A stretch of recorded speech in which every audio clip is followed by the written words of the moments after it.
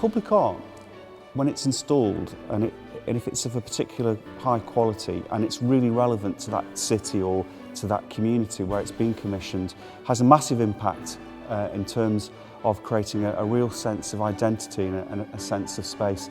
A sense of space that people can relate to and access and really enjoy. These pieces of sort of sculpture kind of reflect and potentially sort of celebrate a sort of sense of place. Maybe sort of try and find some kind of lost histories. So even though they can look quite artificial, I mean, they're very much like an intervention. To me, it's important that that there's a connection to the space that's either telling a story or part of a story or part of a sort of general kind of history.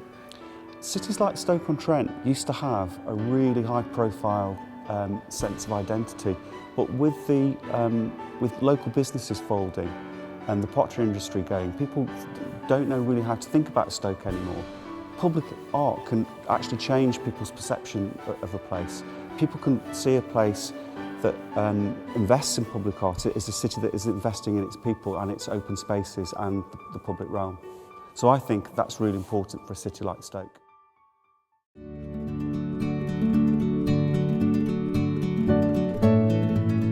It's incredible to be involved with it right from the beginning. It's not just about Toadstool. This is going to be, our version of the Angel of the North, and it's going to energise and infuse people across the whole region. I can remember the red sky at night. It's just very iconic that it's going to be called the Flame. There used to be the Goldendale foundry there. That years ago there was a flame which burnt off all the excess gases, which used to illuminate the whole of that valley. The memory of that, people still talk about the glow, this kind of orange golden glow which used to kind of get in the valley itself. We've got lots of evidence that actually proves that investing in the arts and in cultural activity in times of hardship can actually reinvigorate economies. The form of it needed to be about 20 metres tall kind of minimum, so you could actually kind of sort of see it. But I wanted it to be quite kind of elegant and kind of ethereal rather than say something which is really kind of overly sort of bold, almost like something quite sort of transient. And I had this idea, I suppose, of this kind of flame, this kind of sort of candle, and then how you could actually make reference maybe to some of the kind of the histories and the past lives that people kind of lived around in that area.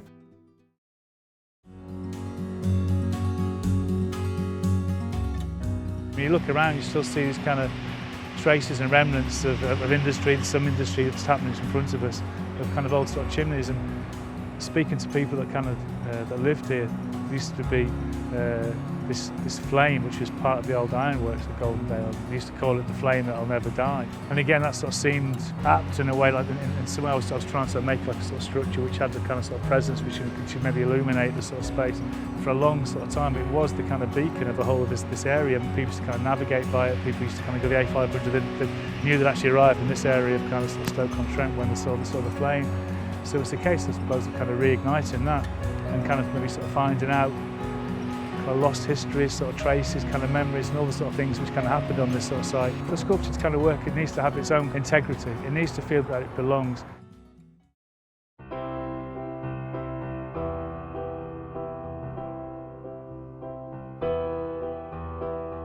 Local engagement is extremely important to this project. Without that level of engagement, I don't think there would be a sense of public ownership.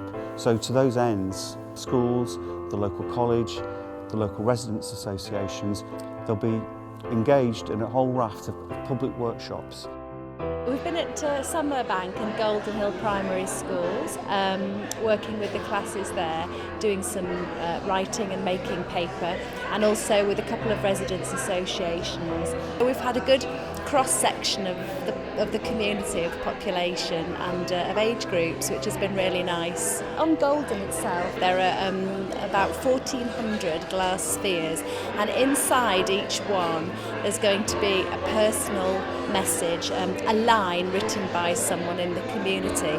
So we've been going out to all these different communities, encouraging people, hopefully inspiring them with various questions and activities. When I was a little girl growing up, a lot of my uncles worked on the foundry. I can remember the sky being lit up with the furnaces, you know, at night. I think it's going to do absolutely amazing things for the area. I think people will come to see it. Today we've been writing about our tower. It looked like a rocket. Been writing about what the model has been reminding us about. Imagining we've been climbing up it. We've been writing about it. We had to close our eyes and we had to imagine what we had to see, and I saw mountains. The idea is that people will write a small little note which is maybe about a memory of the area, of kind of where they live, maybe how they maybe want to sort of see the area to kind of develop and be in the next sort of few years. So this kind of process of kind of wants and needs and wishes, and each one of those will actually be set into thousands of these little blown glass prisms. I hope and I think that people feel really empowered by the fact that they've got their words inside something that is beautiful in itself. To me, as a writer, the fact that their language is in there gives them a voice and they relate to it. I think it's a very powerful thing to have written something that exists in a space. The idea that thousands of these kind of memories and kind of wishes are actually physically encapsulated. Hopefully we'll kind of go on a journey together rather than me arrive with a sort of sculpture and just kind of plonk it, in the ground. So people kind of maybe understand the story and understand the meaning, and then hopefully we'll feel kind of part of it. The main shape and form of it has been analysed and done now with some great structural engineers kind of working on it. So we've worked out the height and the form, what sort of thickness the sort of steel it's going to be. We're going to make it out of Corten steel, the main kind of sort of shell, which develops this fantastic kind of patina, a really sort of golden, beautiful pattern over sort of time, which again ties in really sort of well with the kind of the history of the sort of place, the fact it used to have the ironworks there, and the fact that it rusts, and the fact that it'll have these kind of light ochres and oranges and reds and sort of deep browns, and it'll patinate naturally with the sort of site, depending on the rain and the sort of snow. So it'll feel very alive, which I think is really good.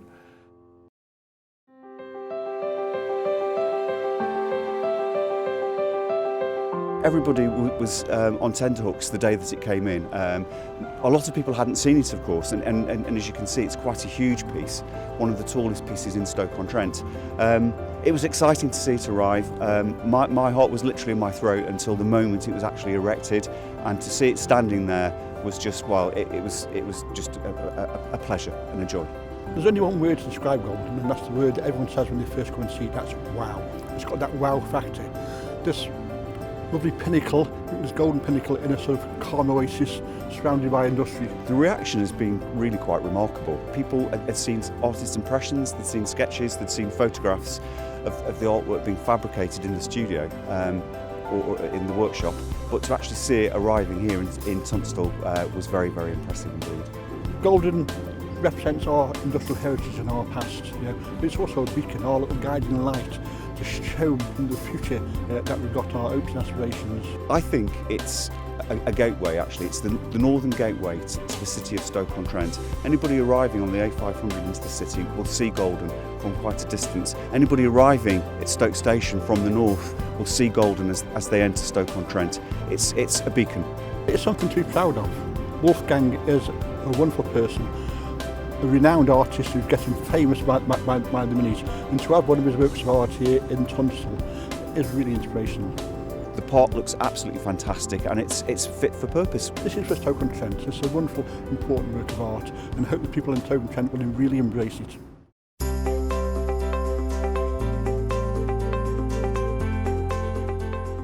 Yeah, we're really excited that the event's happening tonight. We promised the community that it would happen, and here we are. It seemed like a really fitting thing to do, to have a celebration like this that would acknowledge Golden and how special it is. When you do a kind of piece of art which is kind of out there, there's a sense of kind of letting go. You try your best to kind of make it as harmonious as possible with the landscape. I was very keen to work with the local people, and this is their land, and I think to me it's probably one of the most important things really, is that this this land was kind of wasteland, and for it to be reclaimed and actually sort of to be used again by, you know, people of sort of Tunstall and Stoke and visitors is a fantastic thing. So it's for them. So yeah, and I've made some really nice relationships and good friends with people from the area, and who knows what they'll think. I'm looking forward to seeing it. That's all I can say. We've worked really hard on this, and we wanted it to be something special for the community. This area is much more like a park now. The money had to be spent on a public sculpture in the area, and why not Tunstall? Why should Tunstall not have something really beautiful?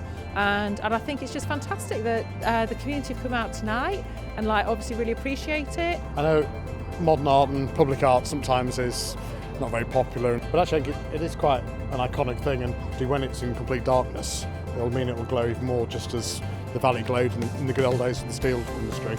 And it actually reminds us, looking back, and also reminds us of the future and the light and everyone coming together. I'm really impressed with it. I've seen it for a few months now, and I didn't realise it let up until this was going to happen. It's brought a sense of community, and the Tunstall itself, it's a bit of investment that it's been needed for a long time. I think it's absolutely fabulous. It's really unique, and it was great to come with my family and witness it being lit up. It's brought the whole community together, I think, and it's really important for the area, and it's just been so nice to come out and see everybody so happy. The sculpture itself and Heliosphere we're just taken away by it. It's just been brilliant.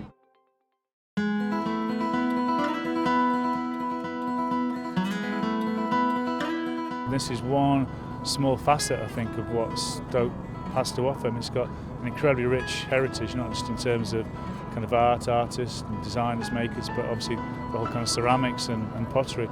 I really hope Stoke gets the City of Culture. It'd be amazing. I think it'd be really good for Stoke. I think I think in a lot of ways it deserves it.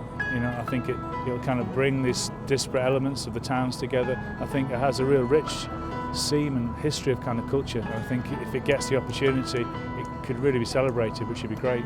I really hope this will contribute towards the City of Culture. I think Stoke's ripe for that at the moment. There's such a lot happening. The creative community is really strong at the moment, and I think tonight shows there's so many people have worked with us on this. So many different arts companies and organisations, individuals, people, volunteers. We've had lots and lots of help, and it's because as a creative community we're all beginning to pull together. A lot of people say, well, the pottery industry's gone, whereas actually it's not. It's still very alive, it's still very vibrant, if you know where to look. And there are just so many little things going on, people being creative in so many different ways that often aren't realised, and I think it's good if everyone comes together, and certainly an event like that would be a real way of showcasing the good things that Stoke has rather than the negative. We definitely need people to recognise Stoke-on-Trent.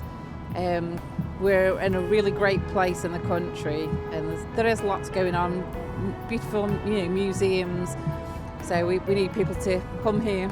I think it's got a lot of talent that's not necessarily recognised, and it would also bring some investment to the area, which is very, very much needed.